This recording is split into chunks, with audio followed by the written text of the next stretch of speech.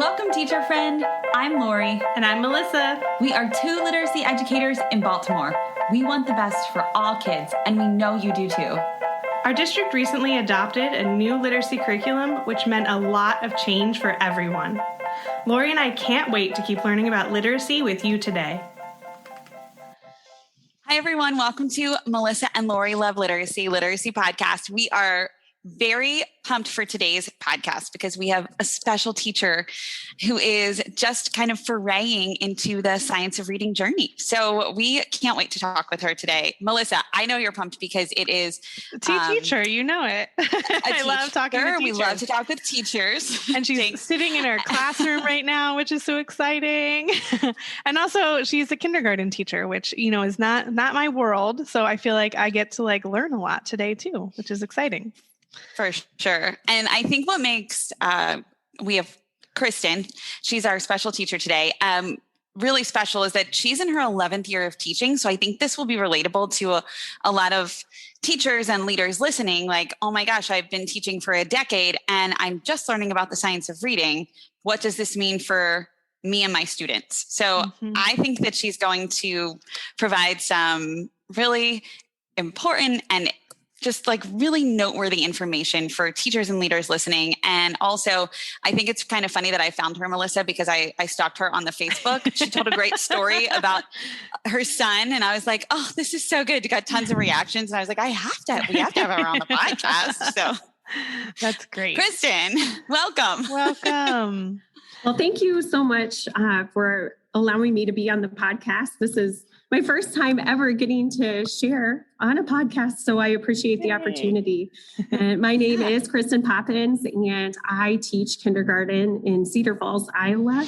And like you said, Lori, the story about my son that I shared, we were driving in our vehicle, and our town and our surrounding town is covered with signs that say no wind farms. And my son is soon to be second grader. And so he just finished up first grade. And I told him, I said, Jacob, look at that sign. What does it say? And he confidently replied, no parking. In my mind, I'm thinking, what strategy is he using? Is he using context clues? Is he thinking, does it look right, sound right? It obviously didn't look right. So we drove by another sign, the same sign. And I said, Jacob, look at that sign. What does it say? He said, Mom, if it says no parking, why is there a car in the driveway? And then it just hit me like, oh my goodness, he's using the entire landscape as his picture power to identify and try and read this sign that is decodable. Then I was thinking, okay, let's give him the benefit of the doubt. I snapped a picture of the sign at a later time and handed him my phone and said, Jacob, read this sign to me. What does it say? And he started saying, no wind farm, no windmill farm. Is that right, Mom? And it just struck me because he added mill onto the word wind, and then he had to appeal to me to clarify and ask if he was right. And to me, that struck me because I thought, wow, he's an end of the year first grader. And how many other end of the year first graders don't know how to read this sign? And that was just really heartbreaking because I would expect him to be able to read no wind farm with accuracy and automaticity. As an end of the year first grader. Yeah, exactly. That's so interesting. But it's interesting that he did a little bit better when he had no context though, right? Like he at least got that is some so of true. It. Yes, that's so true. And he started to try and decode the word. But then when he appealed to me, I thought, oh, you're not confident in your response. So yeah, that's his story. I thought that was such a powerful example. So that's why I tracked you down. And I felt like a very kindred spirit to you in the way that my daughter is finishing third and going into fourth. And I often talk about her and give examples on the podcast. And I feel like seeing all of this as a parent and then also thinking about it as a teacher, it just kind of in your face magnifies the problem because you're living with it, right? And there's so much of it surrounding you all the time. And for me, that was a bit unexpected because I felt like, I did want to trust that she was getting what she needed. And I did want, I'm sure you want to trust that is it Jake or Jacob? Do you do both? Jacob. I bet that you want to trust that Jacob is getting what he needs. And then it kind of hits you as a teacher who knows what to do and what needs to be done. You're like, wait a minute, he's not. And that is heartbreaking and really, really hard to swallow. Mm-hmm. It is. And I think too, is that the teachers and the principal, they trust that how he is growing as a reader, that he is growing.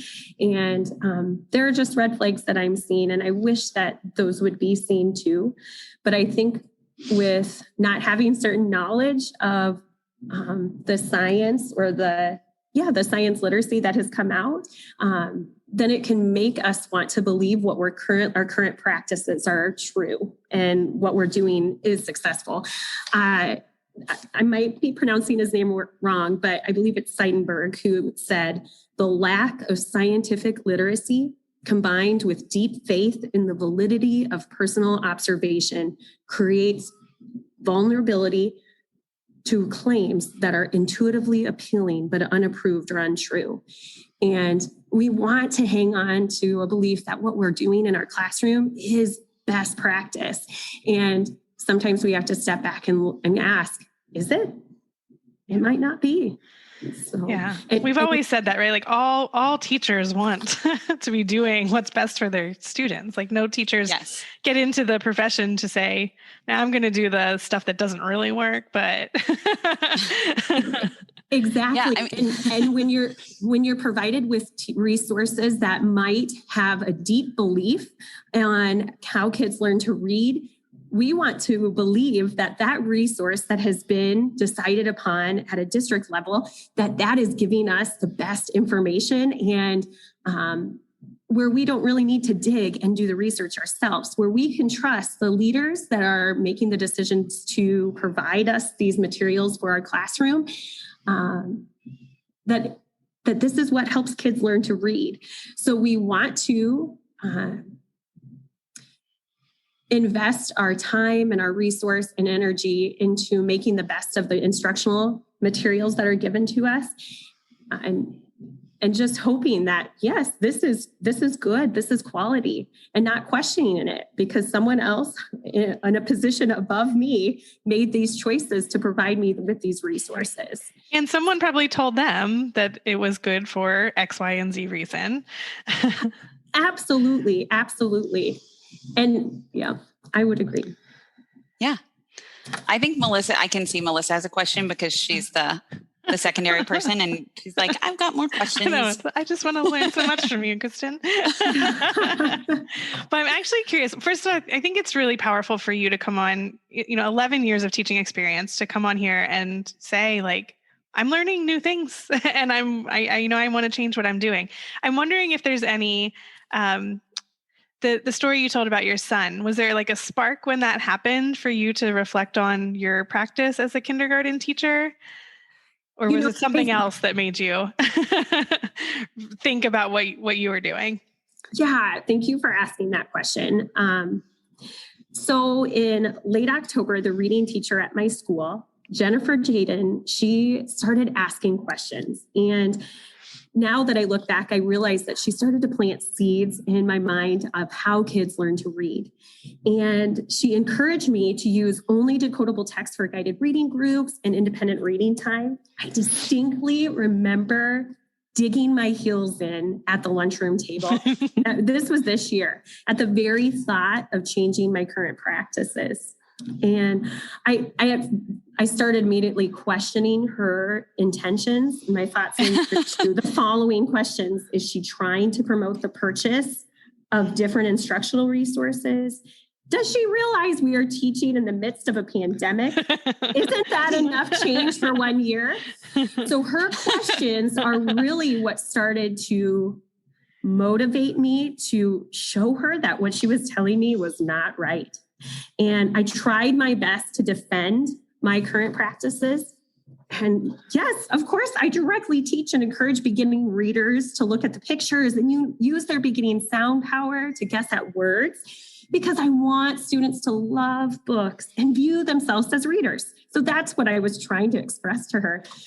And then after I left that meeting, in my mind, I was bound and determined to show and prove to the reading teacher that my current instructional practices and resources, Lucy Calkins Units of Study for Readers and Writers Workshop and Phonics, I was wanting to determine and show her that it works.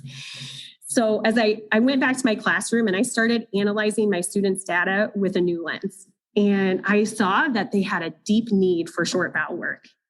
And so vowel work became the focus of my lessons. And during shared reading group, during supplemental phonics lessons, and using word sorts and flashcards. So it was her questions that started to spark. It wasn't an interest in the science of reading or an interest. Not yet. It was a determination to show what I have is working and we don't need to change anything. And can I continue? Is that okay? Yes, please do. So in December, the reading teacher, Jennifer, she continued to plant seeds. And she encouraged me to read David Kilpatrick's book, Equipped for Reading Success. And even with an extended checkout time, I did not even open the book. Let me tell you. So I returned the book, and as I planned for guided reading groups, I searched for books with a variety of short vowel sounds. And what books did I find? Decodable books. And I found decodable books were filled with multiple opportunities for students to practice short vowels and letter sounds. Sadly, I had to put on the shelf the recently purchased leveled books because the beginning level, even the beginning level text, didn't offer the short vowel practice my students needed. When I opened up a beginning level book, I saw long vowel patterns, and that wasn't appropriate for them as a beginning reader, especially Thank you for explaining that. Yes. Thank you for explaining that. Because that's what I was thinking, like what was in the books that wasn't appropriate? I think that that's really important for listeners to hear. Like it's not following that scope and sequence of foundational skills that we know is appropriate, right? We have that research. Exactly. And not only was there long vowels, but there were patterns. So they weren't really forced to do a lot of heavy lifting with decoding skills. So, absolutely. Very, very good. Very good point. That's an excellent point, Kristen. Okay. Thank you. And then a couple of weeks went by and my students were progressing with their decoding skills. And during guided reading group, the kidney table that's nestled in the corner of my classroom was filled with kindergartners working diligently to blend sounds together to read words. As I listened to the letter sound chorus, a realization came to mind. Decodable texts provide purposeful practice. And then I thought, maybe this is why Jennifer wanted me to use decodable books. But I was still very stubborn, and I tried to convince myself that might be so. However, I'm not changing my instructional materials. I'm still using Units of Study because it works. That's what I hoped. And so the seeds that the reading teachers that she was planting, they started to sprout. And it caused conflict and confusion about my practices. I started questioning, can explicitly teaching a variety of reading strategies and decoding skills coincide? So then I reached out to a literacy consultant in the area. Of course, I was hoping that she would tell me that I need to stop using decodable text. This was honestly, this instructional coach that I was reaching out to, she was the gal that led me in the Lucy Calkins materials for teaching reading and writing. So I reached out to her and I asked her the questions. Can explicitly teaching a variety of reading strategies and decoding skills coincide? And she said, Kristen, keep using decodable text. Then at the end of our conversation, I asked, okay, what is one professional book you would recommend that I read? And she said, Kristen, I want you to read. Do you want to guess what it was? I'm going to guess one. David Kilpatrick. Yes, it was David Kilpatrick's book. So this time I checked it out. And then I actually read it. And then in addition to reading, I really truly needed to build my own phonological lexicon for the words that were in his book, because that's a heavy read. Yeah. So I started listening to his podcast, and I started to listen to Emily Hanford podcast too. And that gave me some understanding and and guidance. And I'd love to share what I've learned so far, if that's okay. I hope I'm not talking too much. No, I mean, this is what a podcast is. We're interviewing you. This is great. So, I mean, well, I told you I was going to learn. Yeah, I do want to name first though, for this is super powerful, because we're hearing your journey of what you did as an independent teacher. This is not professional development. This is you learning on your own. And all of the things that I'm hearing you say, you're building your own knowledge. You're grabbing at any resource that you can that is high quality, that you're determining is true science of reading, right? You're not sitting there just because the book has the sticker on it, it says science of reading. You're like, no, this is the actual resource book I need to be reading, the book that's really hard, and that you're building. I loved how you said that, your own lexicon, because you are building that schema for yourself, because you have to learn it first before you can teach that to kids. And it is not easy. It is hard to learn. I remember I went through Foundations training for levels K and 1. And I was like, oh my gosh, I should have learned this in my master's program to be a reading specialist. Why didn't I learn this in my master's program? And it was a lot to learn. Melissa, you didn't do that training too, right? Which one? That was the Foundations training. No, I didn't. I've never done Foundations. I did the letters training. Okay. You did letters. Yeah. So, I mean, you're learning all that good stuff. And so you're building your own knowledge. I just commend you for that, Kristen. And you're taking yourself on this journey of wait a minute, is everything that I think that I know not 100% accurate? And now I have to switch, and that's hard to do alone. So good job. It is. And something that stands out too is I have been teaching for 11 years. And so it's really easy to get stuck in my ways. And I have invested a lot of time and a lot of time and energy and family time to look at the resources that I am provided and write them in a way that is appropriate for my classroom in past years. And to step away from that work, it's hard, because that's kind of my work too, that my co-teachers and I, that we've worked on together and invested a lot of time in. But it's so fascinating to get to see a progression of how kids learn to read. And I'm just shocked that I haven't paid attention to that progression before, because in reality, I was looking at the end result of, I want my kindergartners to be at what our district requires, a level D text by the end of kindergarten. And my reading teacher, she would ask, well, what does that mean? What does a level D text really tell you about them as a reader? And in the midst of teaching guided reading groups, I had kids sitting at my table that would leave kindergarten still at a level A. And it was just like they weren't moving. Well, they weren't moving because I wasn't teaching them and giving them strategies that they really needed to be independent and successful as a reader. I was really, truly, now looking back, seeing that I was giving them strategies. Now I've learned that are strategies of poor readers. But what I mean by strategies of poor readers are using only the beginning sound of a word and then looking at the picture to guess the word. And I believe that philosophy with my own heart. And I tried to train my husband using that philosophy as he was working with my son with reading. And now I see the importance of looking at all of the string of letters so we can map that letter string into our brains and connect it to all the letter sounds so we can store that word for long-term memory. And I was actually just about to ask you the question of like, because you kept saying like, when you first heard about this, you were saying like, no, what I'm doing is working, right? I was going to ask you like, what was it that made you think like it's working? But you kind of just answered it.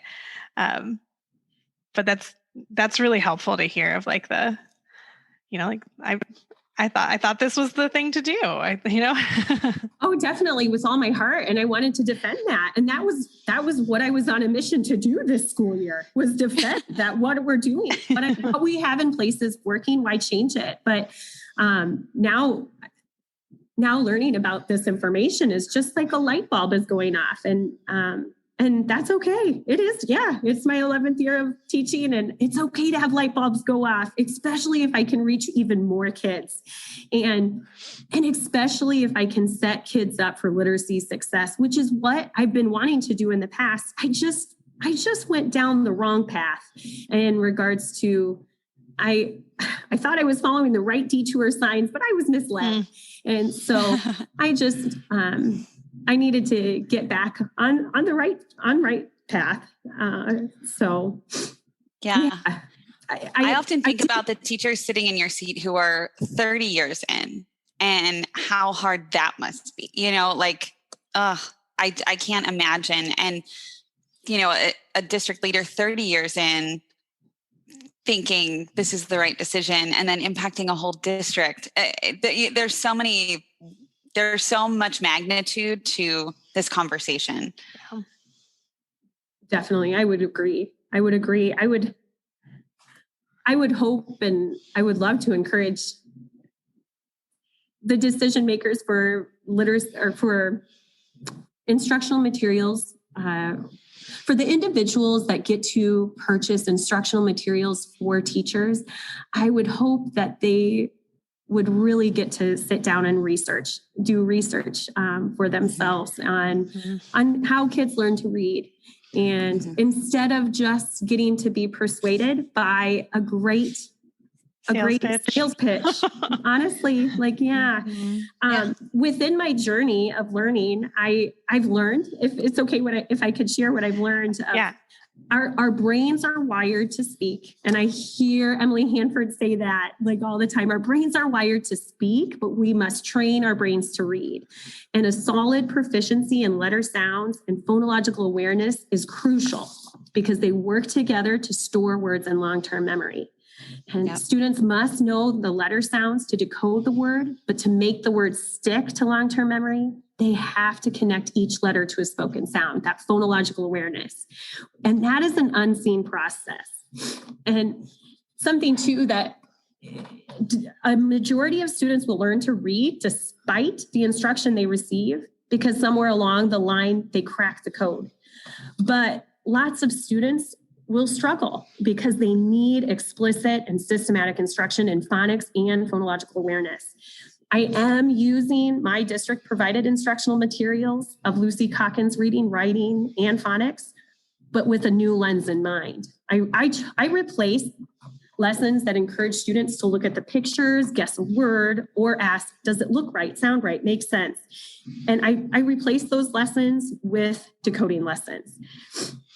And something else too is this year, I showed my students picture power at the beginning of the school year, but as soon as students started reading words in their books, I took picture power away. We retired picture power because I wanted their focus to be on the letters. There became a point in time this school year where my determination shifted from trying to prove current instructional materials to having a sense of urgency to move students toward phonemic awareness proficiency and letter sound proficiency. And letter sounds and phonemic awareness proficiency, I found this year, it's truly different than just knowledge. I believe in my past practice, I led students to the knowledge within those areas instead of truly working with students progressing along a continuum towards proficiency. In Kilpatrick's book, he also helped me understand that some students are at the bottom end of the reading progression. As I read that in his book, a student of mine came to mind right away.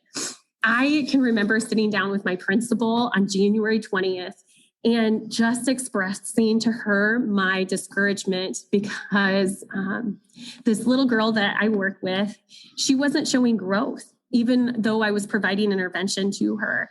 And I expressed discouragement because I know when she left my table, she didn't do the work. I did the heavy lifting for her. So that intervention was not appropriate. It wasn't meeting her where she needed to be. And my principal said, she just encouraged me. She said, change the intervention. That is fine. And focus on her needs. So we focused on phonemic awareness, and we also focused on letter sounds. Even though she didn't know her letter names, I was just thinking, what is going to be the biggest bang this year for her? And it will be letter sounds. So that's what we focused on this year. Kristen, was the intervention that you used, was it, or that you were using, so the one before you transitioned to something appropriate, was it a purchased intervention, or was it like a school-based created intervention or a teacher created? Like, how did you come about that intervention? Yeah, great question. It's interactive writing, just the sequences of interactive writing. So it would focus on letter sounds, and it would also focus on writing sentences, rereading repetitive text. I'm not doing the best job of explaining it, but it's multi-process for interactive writing. That was the intervention that I was using. But I could just tell that she truly needed just letter sound focus. And that's what we focused on. And I wonder if that original intervention was too difficult, and you needed to back up, right? So that's what I'm hearing you say. You needed to back up because phonemic awareness is the first step. And she didn't have that accuracy in letter sound knowledge to be able to progress and continue down the continuum. I just want to recap. Is that what you're saying? Yes, that is exactly. Okay. Thank you for the clarification. I greatly appreciate it. Yes. No, you are doing an amazing job explaining all of this very difficult stuff. I'm just stamping that for my learning. Yeah. I mean, she came in the beginning of the school year. She had 0 letter sounds. And then on the universal screener that we use, she could say 6 letter sounds in a minute. And so she was a student that we were contemplating retention or special education. Mm-hmm. And, but it was neat to get to see how, when we focused on letter sounds, she just looked at me because I would give her little card of letters that she was working on for the week. And she looked at me and said, why do I have this? And I said, because I want you to learn to read, and you need to know these sounds so you can learn to read down the road. And she was like, okay. But it was just neat that she had that question. And I had a spot in my classroom where the ELL teacher could come and get the cards, so she knew what sound she was working on. The para in my classroom could grab the cards, so she could just do a quick check. And so it was really a team effort of coming together and just helping her with her letter sounds. And she just made so many gains. And so when the principal gave me permission to focus on letters instead of placing the student, and she also gave me permission not to place her in a guided reading group, which was huge, because that was a belief that I held for my entire career, that all kids should be in a book, because I want them to perceive themselves as a reader. And, but now I had the understanding that my student wasn't ready to be in a book because she only had 5 letter sounds at the time. So and that time might have needed, I was going to say, the time that she had with you, she needed something else besides struggling through a book, right? Exactly. And yeah, definitely. I'm thinking too, like the time that you had with her was really important. And then not that she never heard a book, because I'm certain in our pre-call, like you mentioned, you read aloud to your class a whole lot, right? So she's still hearing fluent oral reading. You're providing her with opportunities for listening comprehension and to have rich experiences with text. In addition to, in this time, she's just getting what she needs. Correct. In this, this devoted time just set aside for her. And something too, I believe it was in the Kilpatrick book where it was intermittent, like kind of sprinkling intervention time for her throughout the entire day. Instead of having a 15-minute block of time where we are dedicating on letter sounds, just sprinkling these interventions in throughout the day and being intentional with, okay, I've never had this sense of urgency before of, I was bound and determined that she would know her letter sounds by March. I was just like, we need to have letter sounds by March, so then we can start working on blending words. And by when March came, I think she had 3 or 4 letter sounds that she was still misusing and confusing. So I wouldn't say she had those mastered, but she was on her way to working along that progression to truly getting these letter sound knowledge. And it's just amazing. It's just so exciting to get to see when you step back and look at the gaps where students are at, and say, how can I meet them where they're at? And it's not just for that student, but for the rest of my class too. Because when I sat down, I think I mentioned earlier, but I didn't finish my thought with this. At the end of the school year, in past years, I was so focused at getting my kids to a level D. And this year, I've never really paid attention to the progression that kids go through with learning how to decode words. And it's probably in some fancy diagram somewhere in a book I haven't read yet, but I haven't known about this progression. But what I've noticed, there are kids that they have cracked the code, but then they come to blending the sounds together, but it's not accurate. Mm-hmm. Or I have some kids that they've cracked the code. Now they can blend the sounds together out loud, but now I want to start getting them to do blending in their head. And so just trying to start seeing, this is the gap that I can see that my students need. My students need to have connected blending practice. I love singing in my classroom. We sing every day, almost all the time. So it was just, I think, a strategy from the Florida Center for Reading Research. It said, you can sing the sounds. And so that was an easy addition in. Kristen, before you keep going, I was going to say that, when you were talking that, when you said about the level A and level D, right? And you're like, well, what does that even mean? And it's true, right? You're just like, well, they didn't make it to level D. I don't know why, right? Right. But then to hear you talking and about like, she needs to have this many letter sounds by this time. And you were able to say like, okay, she has them all except these few, and she's almost there, right? Like the level of like knowledge of what is going on with that student versus the like level A, level D conversation is huge. Yeah, exactly. And, I can focus on specific skills that my students are not only just skills, but moving them along the progression. That's what I just keep thinking of, and how many steps there are and components that work along that progression too. And I truly know my students better as readers than I've ever have in past years. I can pinpoint my students of, it was so fun looking at my high group of readers and going through David Kilpatrick's book at the end with the phonological awareness tasks. And they said, oh, Mrs. Pabbins, this is so easy. I said, okay. So I just moved on ahead a few lessons and I said, okay, everyone say fly. And they go, fly. Now say fly, but instead of say And they looked at me like wide eyes as wide as you can get. And they looked at me like, what are you talking about? And I was like, it's okay. You don't know this. This is okay. Let's practice from here.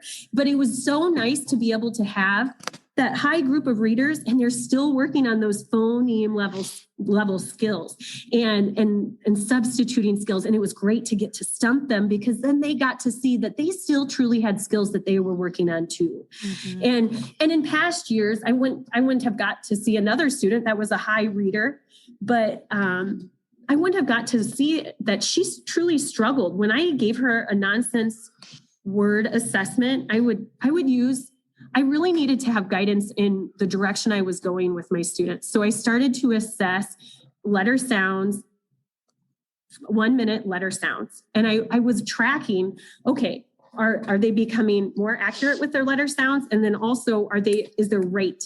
Are they becoming faster with how many sounds they are telling me in a minute? And then once they showed me growth within those skills, then I was looking at, can they blend nonsense words? In the past, I didn't understand the value of nonsense words, but now I do. I understand. I gave them. They're a big ticket item. Nonsense words are a big ticket item. It makes sense now. Getting an understanding of orthographic mapping to see, well, my high readers, they could probably read all the words on a CVC sheet. But when I could give them a nonsense word assessment, I really got to see, oh, this student is confusing A and the short A and short U sound because of the word ah. Okay, that's what we're going to focus on. This student is confusing a variety of short vowel sounds. So even though they would have been at the end of the year kindergarten level book in an FNP in winter. However, I would not have been focusing on foundational skills of short vowel work that they will need when they come to multisyllabic words. Right. And how crucial that is. To slow down and to help me slow down and realize it's not about the level, it's about getting the skills in place. So One thing that you said, go ahead. Sorry. I was just going to say something that you said earlier that was impactful, but I'll hold, you go. You go ahead. That's fine. So you had said earlier that like previously you could not really see what was happening in their head, that reading felt like something that wasn't visible. You didn't say exactly those words, but along those lines. So I feel like what you're now articulating is a very concrete, very visible process that we can see. Like you can see where they are. So I feel like the science of reading for you took what was invisible and made it visible. Is that an accurate statement? It is. And I think when I was making the comment about an unseen process, that was more so in regards to the process of orthographic mapping that we don't get to see kids do when they are connecting. So yes, we get to see the seen process of them decode the word and then say that word. But then when they have that word in their brain, there's an unseen process happening. And that unseen process is where they are breaking that word apart and connecting the speech sounds to each individual letter. And so my focus became not only to get them to read the word, but also to help them store words for long-term memory. And that's that orthographic mapping piece. And I just think about it. I've never had data like I've had this year. I mean, out of 20, and I think the reading teacher says that your data just shows so much information, because when I learned the way of teaching, let's see, it's not a sight word, but it would be a irregular phonetic word. For example, like the word was, just using a different structure and teaching the word was, how impactful that was. And that the way I taught was this year was just saying, okay, today we're going to learn the word was. Everyone say was. And then we would use just at first I just drew dots to show the sounds. Was, okay. And then asking students, okay, what's the first sound you hear? Great. And then I would write the letter on the board. What's the next sound you hear? Excellent. Usually you says but this is a letter we need to know by heart. It's actually the letter A. And then we would do the same process for the S too. And so just connecting, giving them an anchor point. Here's the letter sound that you truly know. And then these are the other letter sounds that you just need to know by heart. I think in past years, I have relied upon parents to use flashcards to help them with understanding or learning these words. And I've also worked on students with giving them goal words every week. And so I'm just thinking about the amount of time I saved this year just by using this new approach. I mean, truly. And I didn't recruit parents' help with learning, giving them, hey, write these words on flashcards, not saying flashcards are aren't appropriate if that instruction has been provided first. If they have been given the connections to the speech sounds and the regular sounds that the letters are making, then I think it's appropriate for it to get on a flashcard. And I think that's what David Kilpatrick would say too. But it's so neat to get to see they truly gain these words. And I believe it was the expectation for a universal screener for kindergartners is that they have, I believe it's either 12 or 13 words in a minute. Well, 20 out of 21 students had 30 words or more in a minute. Yay! And then I had some kids that were just reading all the words in 30 seconds. And it's so exciting to get to see the data. And if you go back to my other student who was working on letter sounds, so beginning of the year, universal screener, she had 0 letter sounds. Middle of the year, she had 6 letter sounds. Then we changed intervention after that universal screener. And at the end of the year, she had 65 letter sounds in a minute. And not only did she pass the letter sound assessment, but she also passed the universal screener. And that is huge that she passed. And as I explained to her mom, I said, yes, we're really excited that she passed. And of course, there are gaps that she's still working in, but I think we set her up for future reading success. And I now have an understanding that a solid foundation of beginning literacy skills is one of the best gifts I can provide students for future reading success. Instead of the fleeting thought that they are a reader, a structured literacy foundation will be solid in comparison to a cracked foundation built on guessing. A foundation built on MSV portrays an avid reader. It portrays an avid reader. Yeah. But won't support a reader for life. MSV will not support a reader for life, or even until 3rd grade. No. And I feel like you, with that example of was, right?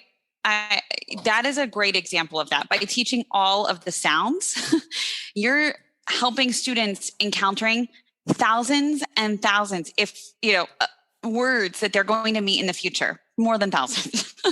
But by using a flashcard with the word was on it, students learn 1 word and they memorized it, right? Versus being able to access. So you gave them access to thousands upon thousands of other words in the future because they know those sounds versus 1. There's to me, it's not even, I was thinking the same thing, Lori, because the ultimate, the goal for both of those, right, is that was becomes an automatic word that they see, right? But the way you went about doing it, like Lori just said, goes in 2 totally different directions of limiting versus opening up so many more possibilities for students for moving forward. And I see it at the secondary level, right? Because if they went down that first path and only learned was, sure, they can read was, but can they read other words that they have not memorized like that? No. Yeah, exactly. And just opening the realization to vowels do make more than 2 sounds. It's not just long and short vowel sounds. And this is the first time in my kindergarten classroom where my kindergartners know what schwa means. And before I might even tell them, they'll say, is it a schwa sound, Mrs. Poppins? And even going, not only the schwa sound was new, but also open and closed syllables. And we were working with the word no. And the little girl that I had that knew 0 letter sounds at the beginning of the school year, I wrote no on the board. And I just said, tell me, friends, why does the O say O? And she looked at me and she goes, there's no letter here. And she pointed to the end after O. She knew that there needed to be a consonant. She didn't have the word to say consonant, but I said, oh, you're right. There is no consonant here. And then I asked, is there anyone else that can tell me why does that O say O? Can you add more to that? And a student raised their hand and they said, well, Mrs. Poppins, it's an open syllable. And it's just gardeners. I mean, from my high readers to my low readers, they know the difference between an open and closed syllable. I talked to the reading teacher and I thought, can you imagine the success we could have next year, if we start this earlier on, now I have a little more understanding than I did. I just think starting out this school year, I had no idea what Scarborough's reading rope was, the simple view of reading. I've never heard of Emily Hanford or David Kilpatrick. And just hearing. And when did you meet them? When did all of, can you give us the month that I started listening? I would say it was probably around December when I spoke with that literacy consultant. And then she said, you need to start reading David Kilpatrick's work. And I tell you what, I really did need to listen to the podcast so I could really gain my understanding and my prior knowledge so then I could understand his book better. But I'm just going to give a frame for listeners so that listeners know we don't normally timestamp the podcast, but it's June 7th. 2021. So you probably began to implement some of this January. Absolutely. Right. I'm going to assume you took some time in December to read and learn. And then. Well, actually, I kind of read a little every evening. And then I went to the classroom with the new lens of what am I going to change today? So Okay. So December 2020. Yeah, I truly just wanted, I didn't even start at chapter 1 when I read his book because I was like, I want to know what I can apply to my classroom right now.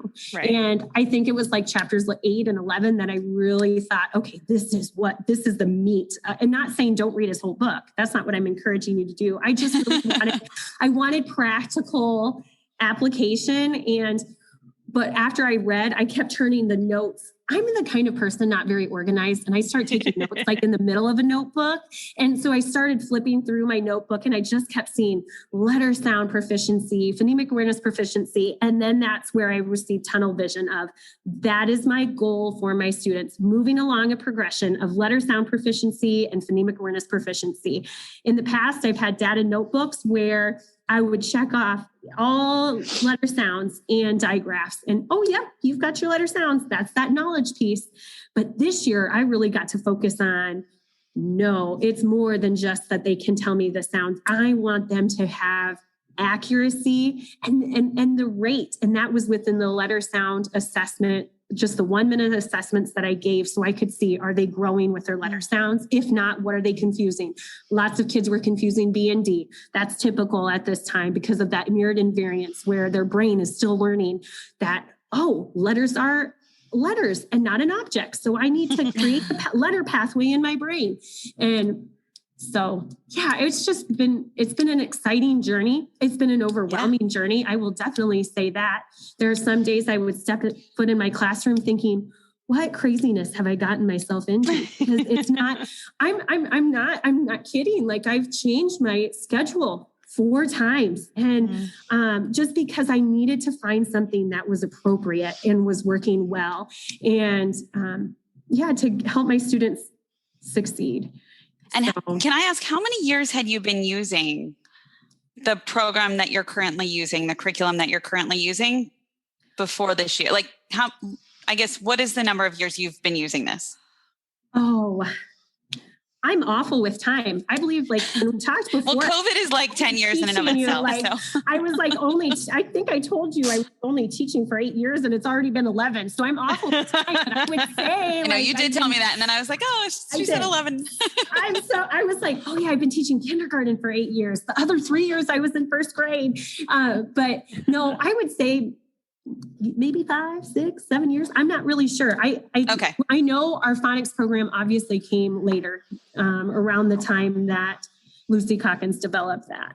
So yeah, I'm only asking because I just checked that comparing reading research to program design, and a lot of very important literacy people, Tim Shanahan, Tim Rosinski, Marilyn Yeager Adams, Lily Wong Fillmore, some others. I can hyperlink it in the show notes.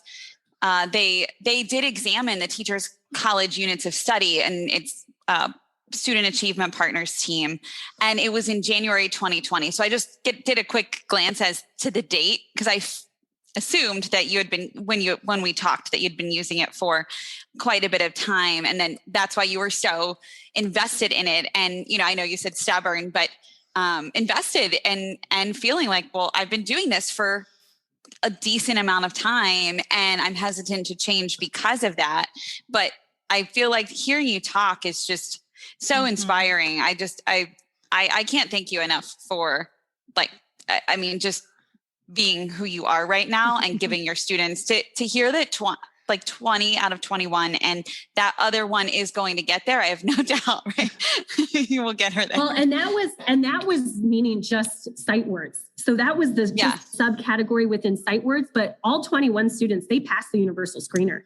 Exactly. Even the student that was at 0 letter sounds in the fall. And I just think, we have, as a kindergarten team, we have other interventions like sight word interventions. And at first I had that student in sight word interventions and I thought, she's coming out of sight word interventions because it's not appropriate. How confusing will that be? She's learning, irregular sounds within words. So it's like, no, we're pulling back. We are going to focus on this letter sounds. And,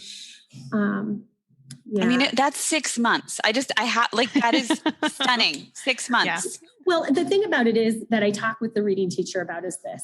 Okay, so at the beginning next school year, I'm excited for next school year because I'm just like, what? I want to see this replicate. And I'm hoping that it's even replicating and showing even more growth within students because I'll be starting earlier on and I'll get to have that tunnel vision in the fall and compared to starting in December, January. So with that tunnel vision, just knowing those foundational skills and being able to focus on that. And I think Kilpatrick kind of gave me like, okay, yeah, that's my mission as a kindergarten teacher. Letter sound proficiency, phonemic awareness proficiency. And I know that there are so many more components to Scarborough's reading rope, but this is where I think talking about journey. This one today is very important. Yeah, this word level reading is where my journey is at right now. It doesn't mean I'm not going to branch in other components because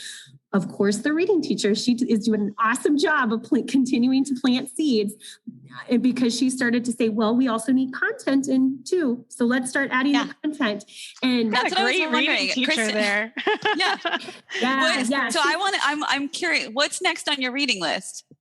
Oh, well, I kind of check out a lot of books. And like I said, I don't always start at the beginning. And so I've been dabbling in I've been dabbling in, I believe, is it Mark Seidenberg, The Speed of... Yeah, look, got it right here. That's the one. Yeah, I had to return that. I didn't get to finish it yet, but I haven't finished it yet either, Kristen. Don't tell anyone. And I'm working through it. I am so jealous of you getting to take that letters training. That is I would love that. And awesome. That training, but I do have speech to print, the workbook and the book. I've started that. I think that's going to possibly get to be in my summer reading. I did also get, and I should say, I also used the David Kilpatrick other book, I believe, is it Assessing and Determining Reading Disability? I'm horrible with names, but that one's on my bookshelf. Oh yeah, I like that book too. That one's really good. So there's quite the list that I have sitting on my shelf at home. So yeah, I'm hopeful more. I think you'd also mentioned when we talked in our pre-call, the knowledge gap. Oh yeah. Yes. That's one. Yeah. Yes. So we had Wexler on our podcast a couple of times. You'll have to listen to that too, because then it'll inspire you to read the book a little. I know that it's nice to hear the author talk and then read the book alongside of it. That is so true. That's great. Yes. I will have to dig into that. What I love about that, and that we're having this conversation about that book, Knowledge Gap, is during my letters training, I actually heard a lot of teachers that I was taking it with who were like, why don't we just do this in kindergarten, first grade? Why this meaning phonemic awareness, phonics, let's just forget about everything else. Let's just do this. Oh my God. I know. And heart attack, right? But I remember, I think it was Tim Shanahan that said it, where he's like, yeah, that would be great if you just want people who can decode words, right? But zombies. Right. And and it's going to be great for your scores in kindergarten, first grade, second grade. But as soon as they need to understand and comprehend, then you're going to start to see all the effects of they don't have any of the background knowledge. They don't have the vocabulary. And so you have to make the time for building that as well. So I'm glad you're going into that side of the rope as well. Yes, that's going to, but it's been interesting too, because after learning about one little component, it just kind of feels like I kept asking the question, what's next? Because you just kind of get like an inkling of what's the next step? What is the next step that I need to take? And then it became to content. And I was like looking around my classroom walls and I thought, they're pretty bare right now. We need to get some content up on these walls. And so my students started learning about plants. We started learning about living and non-living things. And then we started getting to learn about Christopher Columbus and just Mount Rushmore. And I just was truly searching for resources. And the reading teacher, she continued to point me in directions of resources that I could get my hands on. And the neat thing about it is that kids soak up that information. Like they really do. And they remember and retain it. And they're excited to share that information. They want to learn. And so Kristen, it's funny because I've been doing some Wit and Wisdom with Presley this year, and she looked at me. Obviously, it's the end of our school year, and she's been doing regular school too. So kudos to her for doing it all. But she looked at me the other day and said, "Gosh, I've never learned this much about space. This is so cool." Like everything from, she started talking about Galileo, and I was like, I didn't even know about Galileo before we read this book, just so you know. Like I was 39 before I learned about, like, not really but like really went deep into understanding the impact and his life. And how exciting is it that you're in third grade? She's like, I know. And all of these space, trips to the space trips to outer space. And it just, the conversation and the depth of conversation that a child can have when they have the knowledge. It makes me think all the time of, we podcasted with the Vermont Writing Collaborative. If you're looking for a good book, that might be a good one too.